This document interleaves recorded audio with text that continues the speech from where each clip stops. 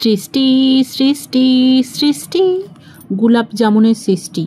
তো কিভাবে গোলাপ জামুনের সৃষ্টি করেছি সেটা তো দেখতে গেলে পুরো ভিডিওটা দেখতে হবে আপনাদের। চলুন স্টার্ট। প্রথমেই এখানে কিছু ব্রেড নিয়ে নিয়েছি। অবশ্য ব্রেডটা অনেক সময় হয় না, বাড়িতে ব্রেড আসে কিন্তু কিছু খাওয়া হয় কিছু রয়ে যায়, তো সেরকমই কিছু ব্রেড ছিল। তো এই দেখুন, ব্রেডের এই ধারের অংশগুলো আমি আগে কেটে নিচ্ছি। কেটে নিয়ে মানে ব্রাউন অংশটা কেটে নিচ্ছি। কেটে নিয়ে কিন্তু না, এগুলো ফেলবো না, কাজে লাগাবো। এবার ব্রেডটা একটু ছোট ছোট করে কেটে নিচ্ছি, কারণ এটা মিক্সার জারে আমি দেব, যাতে মিক্সার জারে এটা গুঁড়ো হতে সুবিধা হয়, তাই একটু ছোট করে নিচ্ছি। বা আপনারা চাইলে হাত দিয়ে এমনি ছিঁড়েও নিতে পারেন, কোনো অসুবিধা নেই। তো যাই হোক, ওই ব্রাউন অংশগুলো দেখুন, এই দেখুন মিক্সির মধ্যে দিয়ে এইভাবে গুঁড়ো করেছি। এটা আপনারা চাইলে রোদ্দুরের মধ্যে 2-3 দিন থেকে একটু ভালো করে শুকিয়ে নিয়ে ব্যবহার করতে পারেন, বা ড্রাই রোস্ট করে নিতে পারেন। তবে রোদ্দুরও করলেও অনেক দিন ভালো থাকবে। এরপর যে ব্রেডগুলো ছিল সাদা অংশগুলো, সেগুলো আমি দেখুন মিক্সার জারে দিয়ে দিচ্ছি। তো মিক্সার জারে দিয়ে কী করবো, এবার একটু ঘুরিয়ে নিতে হবে। তো চলুন মিক্সার জারে দিয়ে ভালো করে এটা একটু ঘুরিয়ে নিই। এখন ঢাকা দিয়ে এই যে দেখুন ভালো করে এরকম ঝুরঝুরে কি সুন্দর হয়ে গেছে। তো এটা একটা পাত্রে ঢেলে নিচ্ছি। পাত্রে ঢেলে এখানে দিয়ে দিচ্ছি, এটা কি বলুন তো, আমুল দুধ। হ্যাঁ, আমরা যেটা গুঁড়ো দুধ বলি। আমুলের পাউডার মিল্কটা একটু বেশি করেই দিয়ে দিলাম টেস্টের জন্য। আর এখানে কিছুটা খোয়া নিয়েছি, আর তার সাথে আমি একটু এলাচ গুঁড়ো করে নিয়েছিলাম মিক্সির মধ্যে। আপনারা গুঁড়ো করেও দিতে পারেন। আর এখান থেকে আমি কি করছি, এলাচের দানাগুলো বাদ দিয়ে খোলাগুলো আমি বেছে নিচ্ছি। খোয়াটা দিলে খেতে দারুণ লাগবে। আর এখানে একটু আমি দুধের মধ্যে একটু কেশর দিয়ে আগে একটু ভিজিয়ে রেখেছি। এরপর ব্রেডটা, গুঁড়ো করা ব্রেড, আমুল দুধ বা আমুলের পাউডার মিল্ক যেটাই বলেন, তার সাথে সামান্য একটু খোয়া, মানে 3-4 চামচের মতো দিলাম। তো এটা একটু আগে ভালো করে এইভাবে মিশিয়ে নিচ্ছি দেখুন। এরপর এখানে দিয়ে দিচ্ছি একটু ঘি দিয়ে এটা ভালো করে মিশিয়ে নিলাম, মানে ওই 1 চামচের মতো ঘি দিয়ে দিচ্ছি। এরপর হাতে অল্প অল্প করে ঘি নিয়ে এটাকে খুব সুন্দরভাবে আগে মেখে নিচ্ছি। ঘিটা কিন্তু 1 চামচ না, 1 চামচের বেশিই আমি নিয়েছিলাম। তো ঘিটা দিয়ে ভালো করে মেখে নিচ্ছি। এবার এই যে দেখুন, এইভাবে ঘিটা পুরোটা দিয়ে আগে একটু ভালো করে সমস্তটা মিশিয়ে নিচ্ছি, মানে আমুলের ওই পাউডার মিল্কটা, খোয়া ক্ষীর আর ব্রেড। আর হ্যাঁ, তার সাথে সামান্য একটু এলাচ ছিল। আর আগে থেকে দুধের মধ্যে যে কেশরটা ভিজিয়ে রেখেছিলাম, কেশরটা অবশ্যই অপশনাল, ইচ্ছা হলে দেবেন, না হলে দেবেন না। এখানে কিন্তু জলের ব্যবহার করবেন না। দুধটা যেন ঠান্ডা হয়, ঠান্ডা মানে ফ্রিজের ঠান্ডা না, রুম টেম্পারেচারের। তো এটা খুব ভালোভাবে অল্প অল্প দুধ দিয়ে মাখাতে হবে। আমি একেবারে ঢেলে দিচ্ছি না এই কারণেই, তাহলে এটা কিন্তু পাতলা হয়ে যেতে পারে, সেজন্য অল্প অল্প করে মিশিয়ে নিচ্ছি। তো দেখতেই পাচ্ছেন, চামচের সাহায্যে খুব অল্প অল্প করে দিয়ে একটা মণ্ড বানিয়ে নিতে হবে। এই যে দেখুন, এই ধরনের একটা মণ্ড তৈরি করে নিতে হবে। এইভাবে খুব ভালো করে ধেসে ধেসে একটা আটা যেরকম মাখি না আমরা, অনেকটা সেই ধরনের করতে হবে। অবশ্য আটা যতটা পাতলা হয় সেই ধরনের নয়, এইভাবে। এরপর এটাকে ভালো করে দিয়ে একটু এইরকম হাতের তালু দিয়ে এইভাবে মাখিয়ে নিচ্ছি, কারণ ভিতরে যদি কোনো লাম্পস থেকে যায় তাহলে কিন্তু সেখান থেকে এটা ফেটে যেতে পারে।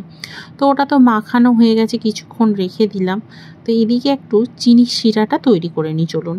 তো দেখতেই পেলেন, আমি 1 কাপের বেশি একটু চিনি দিয়েছি, আর দিলাম 1.5 কাপের মতো জল। হ্যাঁ, মাপটা হয়তো আপনাদেরকে দেখানো হয়নি, তার জন্য আমি দুঃখিত। এই যে দেখুন মাখাটা কতটা সফট হবে, আঙুলটা এইভাবে চিপে যাবে। এরপর এখান থেকে আপনাদের ইচ্ছা মতো সাইজ বল বানাতে পারবেন। এরপর হাতের মধ্যে নিয়ে নেবেন সামান্য একটু ঘি, যাতে না এটা হাতে জড়িয়ে যায়। হাতের মধ্যে ঘি ভালো করে মেখে নিলে কি হবে, গায়ের ক্র্যাক আসবে না। আর খুব ভালো এটা তৈরিও হবে। গা থেকে ফেটে গেলে সেখান থেকে তাড়াতাড়ি ফেটে যায়, আর ভাজতে গিয়েই কড়াইয়ে বুঝতেই পাচ্ছেন কি হবে, সব ছেড়ে যেতে পারে।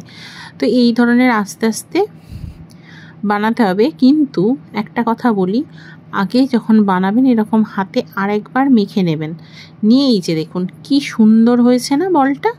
গায়ে আর তো দাগ হলো না, প্রথমে যেটা বানানো হলো গায়ে দেখেছেন তো কীরকম একটু দাগ দাগ হয়েছিল, তারপরে আবার একবার মুঠো করে নিয়ে আবার গোল করলে ওটা আর হয় না।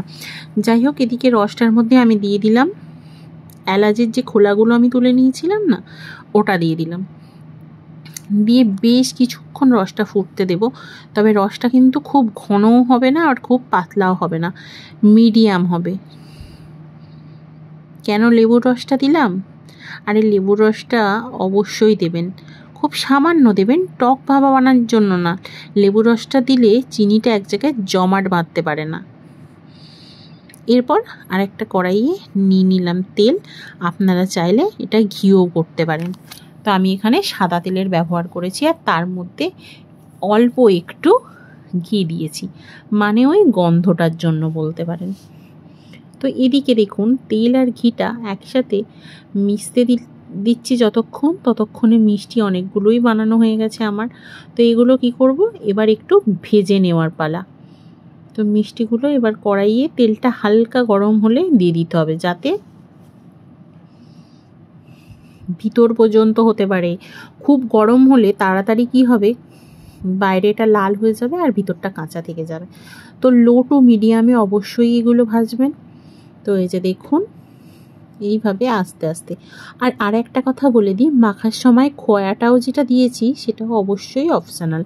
আপনারা চাইলে শুধুমাত্র ব্রেড আর বাড়িতে থাকা ওই পাউরুটি দিয়েই আমুল দুধ দিয়েই করতে পারেন। মানে একদম ঘরোয়া কিছু উপকরণ দিয়ে এই মিষ্টিটা তৈরি করে নিতে পারেন। তো এরপর খুব সাবধানে হালকা হাতে একটু উল্টে দেবেন, কারণ এটা ভেঙে যাওয়ার চান্স থাকে। খুব সাবধানে কাজটা করতে হবে, একসাথে এক কড়াই দিয়ে দেবেন না, একটু ফাঁকা ফাঁকা করে দেবেন যাতে এটা ভাজতে সুবিধা হয়। তো এইভাবে লাল লাল করে ভাজতে হবে বেশ কিছুক্ষণ সময় নিয়ে। একদম বুঝতেই পারছেন গোলাপ জামুন যেরকম লাল হয় সেরকম রং কালার ধরা পর্যন্ত এটা ভালো করে ভেজে নিতে হবে। দেখুন তো এই রকম অবস্থায় তুলবেন না, আরও লাল হতে দিতে হবে। এদিকে তো রসটা ঠান্ডা হয়ে গেছে, আর এই যে মিষ্টিগুলো দেখতে পাচ্ছেন কতটা লাল লাল করে ভেজেছি। আমি কিন্তু ওখানে আর দেখাইনি, চলে এলাম ডাইরেক্ট রসে, কারণ ভিডিওটা অনেক বড় হয়ে যেত। কালারটা দেখলেই তো আপনারা বুঝতে পারবেন। এরপর রসটা যখন ঠান্ডা হয়ে গেছে এইভাবে দিয়ে রেখে দেব আমি মোটামুটি 1.5 থেকে 2 ঘন্টা, যাতে এর মধ্যে রসটা ভালোভাবে ঢুকে যায় আর মিষ্টিগুলো একটু ফুলে ওঠে। যেহেতু এটা ব্রেড দিয়ে তৈরি, হয়তো অনেক বেশি ফুলবে না, তবুও ওর মধ্যে মিষ্টিগুলো একটু ফুলে উঠবে। যাই হোক, আজকে আমাদের এই রেসিপিটা কেমন লাগলো বলুন তো, বাড়িতে থাকা সামান্য কিছু উপকরণ দিয়ে। আশা করি আপনাদের ভীষণ ভালো লেগেছে। এই ধরনের নতুন নতুন রেসিপি দেখতে হলে অবশ্যই তো আমার পাশে থাকতেই হবে, তাহলে চলে আসুন।